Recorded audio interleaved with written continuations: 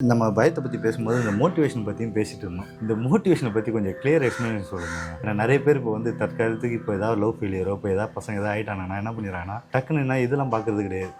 இப்போ நீங்கள் சொல்கிற மாதிரி ஞானமாக இது கேட்குறதும் கிடையாது. எடுத்தோன்னே யார் இப்போ மோட்டிவேஷனை யார் பேசுகிறா? இல்லை, இந்த மோட்டிவேஷன் போனோம் அப்படின்னாலே மோட்டிவேஷனை கேட்பான், மோட்டிவேட் பண்ணிப்பான். திரும்ப அவன் என்ன பண்ணுவான், மறுபடியும் போய் அதே தப்பு பண்றதுக்கு அவனுக்கு மறுபடியும் ஒரு ஃபியூல் தேவை. நான் என்ன சொல்றேன் புரியுதா? பைக் ஓட்டிட்டு போயிட்டே இருக்கீங்க, இல்லை கார் ஓட்டிட்டு போயிட்டே இருக்கீங்க, ஃபியூல் தீந்து போற மாதிரி இருக்கு. உடனே என்ன பண்ணுவீங்க, ஒரு பெட்ரோல் ஸ்டேஷன் போயிட்டு ஒரு ஃபியூல் போட ஆரம்பிச்சு, ஃபியூல் போட்டு மறுபடியும் என்ன பண்ணுவீங்க, கார் ஓட்ட ஆரம்பிக்கீங்க. அதுதானே கரெக்ட் தானே? பட் இப்போ ஒருத்தவங்க மோட்டிவேஷன் ஸ்பீச்சை கொடுக்குறான், நீங்க ஒரு மோட்டிவேஷனை கேட்கறீங்க அப்படின்னா அது தற்காலிக தான். அதெல்லாம் வச்செல்லாம் ஒன்றும் பண்ண முடியாது. அது 5 நிமிஷம் தான், இல்ல 10 நிமிஷம் தான். இங்க உன்னுடைய மனசு வினைகள்ல இருக்க, உன்னுடைய மனம் ஒரு நிலையிலேயே இல்லையே. இங்க உன் மனசு ததும்புது, உன்னுடைய மனசு அலப்பாய ஆரம்பிக்குது, உன்னுடைய மனசு ஒரு இடத்துல நிக்கல. உன்னுடைய மனசு என்னைக்கு ஒரு பாயிண்ட்ல நிக்குதோ, உன்னுடைய மனசு எப்போ உன்னுடைய தன்வசப்படுத்துறியும் உனக்கு அப்பதான் இங்க எல்லாமே மாற ஆரம்பிக்கும். ஏன்னா இங்க நான் மோட்டிவேஷன் கேட்கறேன், இவன் மோட்டிவேஷன் ஸ்பீச்சை கேட்கறேன், இதெல்லாம் இங்க விஷயமே கிடையாது. ஏன் இப்ப நான் இங்க உட்காந்து பேசிக்கிட்டு இருக்கனால உனக்கு ஒரு மோட்டிவேஷனா இருக்கும். ஆனா நான் பேசுறத கேட்கறதுல இங்க விஷயம் கிடையாது. நான் சொல்லி கொடுக்குற பிராக்டிஸ்ல தான் விஷயம் இருக்கு. நான் சொல்றது புரியுதா? ஏன்னா மனம் ஒரு நிலையில இருக்காது. நீ என்னதான் நான் பேசுற, நீ வீடியோ கேட்டா கூட சரி, நான் பேசுறது எல்லாமே உனக்கு மோட்டிவேஷனா கூட இருந்தா கூட சரி, உனக்கு இந்த வீடியோ பயன்படுற மாதிரியே இருந்தா கூட சரி, நான் பேசுறது உனக்கு ஒரு ஃபியூலா இருக்கக்கூடாது. நான் பேசுறது உனக்கு ஒரு ஃபியூலா இருக்கக்கூடாது. இப்போ நீங்க வந்து அதான் சொல்ல வரீங்களா? இப்போ நான் சொல்றது வந்து ஃபியூலா எடுத்துக்காதீங்க. ஆமா, நான் உங்களுக்கு சொல்லி கொடுக்கறது என்னன்னா, நான் உங்ககிட்ட இவ்வளவு நேரம் பேசுறது என்னன்னா, நான் பேசுனா நான் பேசிக்கிட்டே தான் இருப்பேன். நான் பேசுறத நீங்க ஃபியூலா எடுத்துக்கிட்டீங்கன்னா, நீங்க மறுபடியும் இந்த ஃபியூலா எடுத்துக்கிட்டு நீங்க மறுபடியும் இங்க மாயில ஓட ஆரம்பிப்பீங்க. மறுபடியும் அங்க போனீங்கன்னா மறுபடியும் இந்த மனசு, இந்த இங்க சுத்தி இருக்கிற பல விஷயங்கள், இந்த வினைகள் எல்லாமே ஈர்த்து உங்களை மறுபடியும் தான் கீழே போடும். என்னோட வீடியோ நான் அவ்வளவு பேசுறேன் அப்படின்னா, யாரா இருந்தா என்ன பொதுவா பேசணும். இங்க எதுக்கு நம்ம மறைச்சு பேசுறது? எந்த குருமார்கள் யாரு பேசினாலும் சரி, இங்க ஒவ்வொருத்தரும் செய்யக்கூடிய தவறு என்னன்னா, அவங்களுடைய வார்த்தைகளை ஒவ்வொருத்தருமே மோட்டிவேஷனா எடுத்துக்கிறீங்க.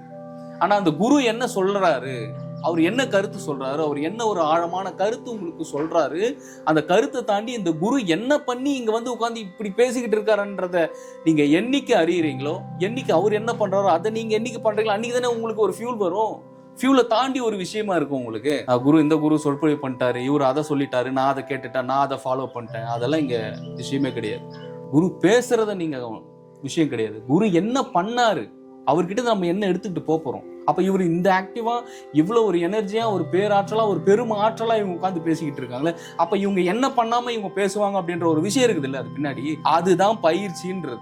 ஏன்னா இங்க உங்களை கடந்த பல சக்திகளும் பல பிரம்மாண்டங்களுமே இங்க இருக்கு. அப்ப அந்த விஷயங்களை ஒவ்வொருத்தருமே இந்த பயிற்சிகளை எடுக்கும்போது இங்க ஒவ்வொருத்தருடைய மனமும் ஒரு அதி அற்புதமான சக்திக்கும் ஒரு பிரம்மாண்டமான ஒரு எனர்ஜி நோக்கி போக ஆரம்பிக்கும். அந்த ஃபயர் உங்களுக்குள்ளார வராத வரைக்கும் நீங்க என்னதான் பண்ணாலுமே சரிங்க, நீங்க வினைகள்ல தான் இருக்கு. அப்போ சார் இன்னொன்று என்னன்னா, இப்போ நமக்கு ஒரு மோட்டிவேட் பண்ணுறாங்கன்னா, இப்போ எப்படின்னா ஒரு வின்னர்ஸை பற்றி தான் சொல்லுவாங்க. இப்போ டோனி, எக்ஸாம்பிள் டோனி, சச்சின், இப்போ அவங்கள பற்றி சொல்கிறப்போ நிறைய தடவை சொல்லியிருக்கீங்க, நீ யாரு. இப்போ என்ன பண்ணுறோன்னா, இப்போ மோட்டிவேட்னு ஒரு விஷயத்தில் போகும்போது நம்ம எங்கே மேனிப்புலேட் ஆகிற மாதிரி தோணுதுன்னா, இப்போ டோனி வந்து இப்போ இப்படி பண்ணாரு அப்படி பண்ணாருன்னு சொல்லிட்டு அதை ஃபாலோ பண்ணணுமா, இல்லை நமக்கு என்ன வரும்னு அதை எப்படி நம்ம அதை கண்டுபிடிச்சு நம்ம அது போகிறது? நல்லா பார்த்துக்கணும். தோனி வந்து மோட்டிவேஷனாக இருக்காரு, தோனி வந்து சக்ஸஸ் ஆனாரு, விராட் கோலி சக்ஸஸ் ஆனாரு, அவரு கிடையாது. இங்கே அது பிரச்சனை கிடையாது. அவங்க வெற்றி அடைஞ்சிருக்காங்க.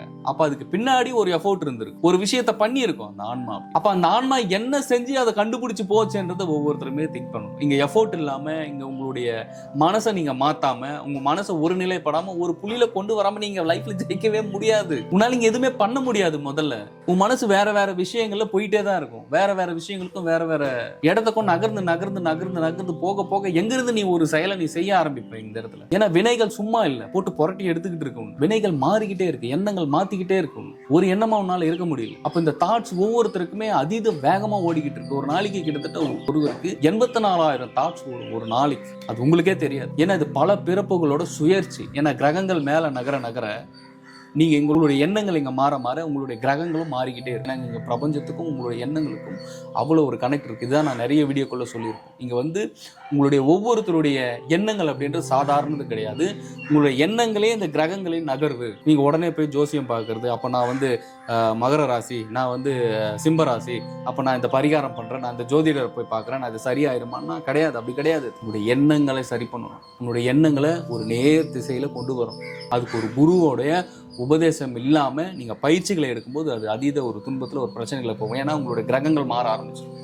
யூடியூப் பார்த்து ப்ராக்டிஸ் பண்ணுறது, சரியான ஒரு குருவோட வழிகாட்டுதல் இல்லாமல் சரியான ஒரு குருவினுடைய ஒரு அனுகிரகம் இல்லாமல் பயிற்சிகள் எடுக்கும் உங்களுடைய கிரகங்களும் உங்களுடைய எனர்ஜி மாற ஆரம்பிக்கும். நிறைய பேர் பார்த்தீங்கன்னா இந்த ஒரு குருவோட உபதேசம் எடுக்காமல் பயிற்சி பண்ணீங்கன்னா நிறைய பிரச்சனைகளை சந்திச்சிருக்கும். உணவு செரிமானம் ஏற்படாது, டைஜஷன் ஏற்படாது, சுற்றி உங்களுடைய ஃப்ரீக்வன்சியே மாற ஆரம்பிக்கும். உங்களுடைய எண்ண அலைவரிசைகள் மாற பிரச்சனைகள் ஏற்படும். ஸோ ஒரு குருவினுடைய வழிகாட்டுதலும் ஒரு குருவினுடைய ஒரு ப்ராப்பரான ஒரு கைடன்ஸோட போகணும். ஏன்னா அப்படிலாம் நானே ஒரு யூடியூப்லேயே சொல்லிடுறேன், இதான்ப்பா ப்ராக்டிஸ், போய் எல்லாரும் பண்ணுங்கப்பா அப்படின்னு.